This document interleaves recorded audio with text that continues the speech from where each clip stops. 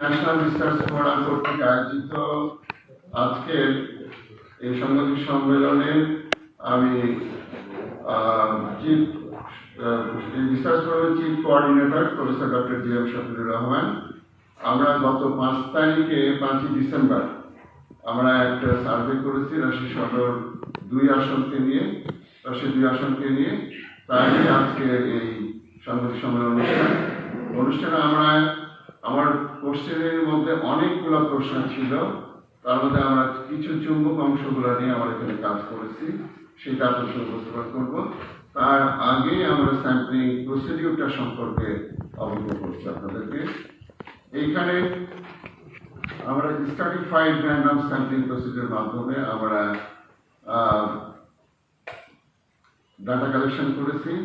আমাদের sample size হচ্ছে 890 জন।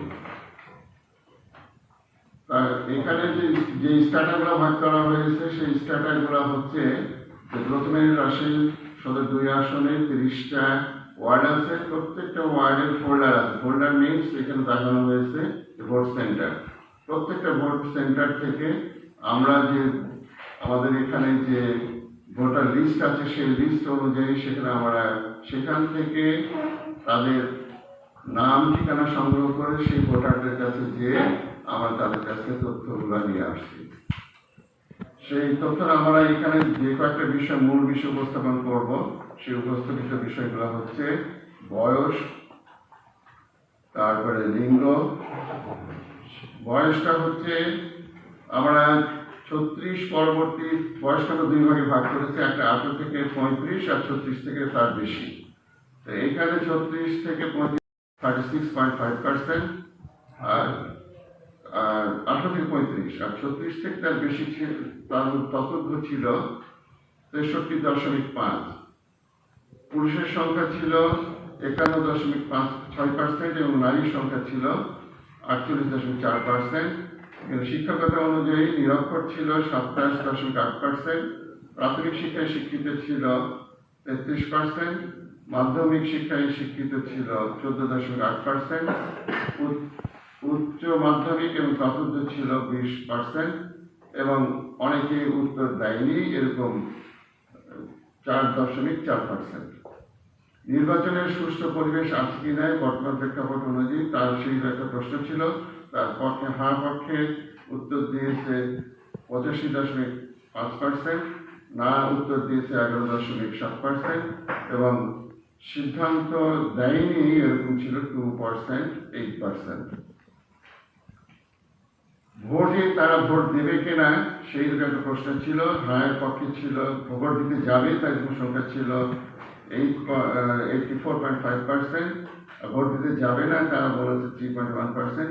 এখনো ভোট দেবে কি দেবে না এরকম তারা তেমন কোনো সিদ্ধান্ত দেয়। তার পরিবারের সংখ্যা ছিল 12.4%।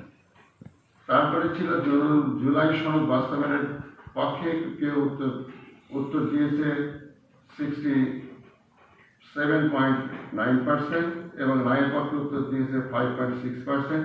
এখনো তারা সিদ্ধান্ত দেয়নি এমন সংখ্যা ছিল 26.5%। এবং আরেকটা প্রশ্ন ছিল যে বর্তমান প্রেক্ষাপট অনুযায়ী নির্বাচন হলে রাজনৈতিক দক্ষতা অনুসারে কোন দল বাংলাদেশকে সামনের দিকে এগিয়ে যেতে পারবে। এই প্রশ্নের উত্তরে ছিল বিএনপির পক্ষে বলেছে 25.9%, বাংলাদেশ জামায়াতে ইসলামের পক্ষে বলেছে 33.2%, এবং অন্যান্য দলকে পক্ষে বলেছে 4.9%, এবং তারা এখনো সিদ্ধান্ত দিতে পারেনি, এবং এরকম সংখ্যা ছিল 36%। তারপরে তাদের অগ্রাধিকারমূলকভাবে যে বিষয়গুলো ছিল যে তারা কৃষি উন্নতি চায়, অর্থের উন্নতি চায়, এরকম বলেছে 13.2%, শিক্ষার উন্নতি চায় 15.9% বলেছে, দুর্নীতি প্রতিরোধ বলেছে যে 24.6%, কর্মসংস্থানের জন্য বলেছে 19.3%, এবং অন্যান্য বিষয় বলেছে 27%। এইখানে একটা উল্লেখযোগ্য বিষয় যে এইখানে বিএনপি সিদ্ধান্ত দেয়নি। আসলে আমরা পুরো ভোট কাকে দেবে এরকম প্রশ্ন করি না, আমরা বলছি কোন দলকে সামনের দিকে এগিয়ে নিতে পারবে। ভোট কারা দিবে তাদের ব্যক্তিগত বিষয়। তারা বলেছে যে 26% হচ্ছে বিএনপি পারবে, 33% পারবে হচ্ছে জামাতে ইসলামী বাংলাদেশ, আর এখনো কেউ চিন্তাই তারা এই প্রশ্ন উত্তর দেয়নি, তার সংখ্যা হচ্ছে 36%। ধন্যবাদ। আজকের এই ছিল আমাদের মোটামুটি